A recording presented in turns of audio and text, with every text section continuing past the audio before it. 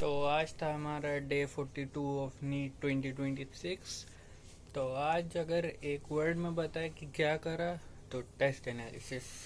वही जो कल टेस्ट दिया था, फुल सिलेबस टेस्ट, उसका टेस्ट एनालिसिस।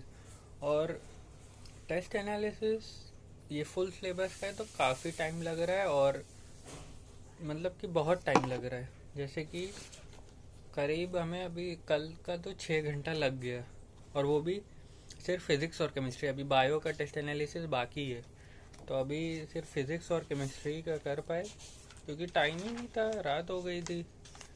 मतलब पता नहीं क्यों इतना टाइम लग रहा है, या हम स्लो कर रहे हैं या टाइम ही इतना लगता है। वैसे टाइम इतना ही लगता है क्योंकि फुल सिलेबस है, तो पूरा कॉन्सेप्ट हमें देखना पड़ता है, और वो कहाँ पर है, फिर शॉर्ट नोट्स में भी देखना है कि कहाँ पर लिखा है, या फिर कैसे लिखा है, या फिर इसको और कैसे लिख सकते हैं। तो ये सब भी देखना पड़ता है।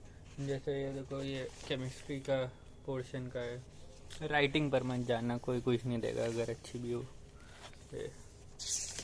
फिज़िक्स का तो पहले ही, जैसे हम ऐसे टेस्ट एनालिसिस करते हैं कि हम पहले बायो से शुरू करते हैं, फिर केमिस्ट्री, फिर फिज़िक्स। ये मतलब जब पेपर देते हैं, और जब एनालिसिस करते हैं तो फिज़िक्स, केमिस्ट्री, बायो।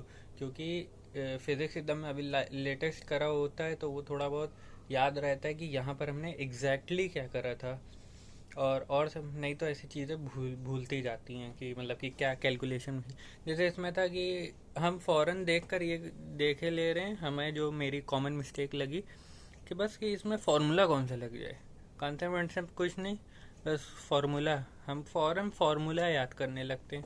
तो ये मेरी एक गलत आदत है। थोड़ा बहुत मतलब कि पहले थोड़ा सोचना चाहिए, और क्वेश्चन को भी टाइम देना चाहिए।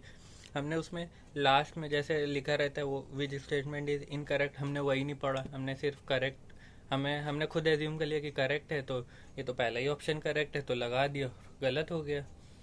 तो बस कल सिर्फ टेस्ट एनालिसिस करी, और इस हफ्ते का सब टारगेट हो चुका है। बस वही वाला रह गया है, न्यूरल कंट्रोल एंड कोऑर्डिनेशन, इसको पूरा करना है। और बस, और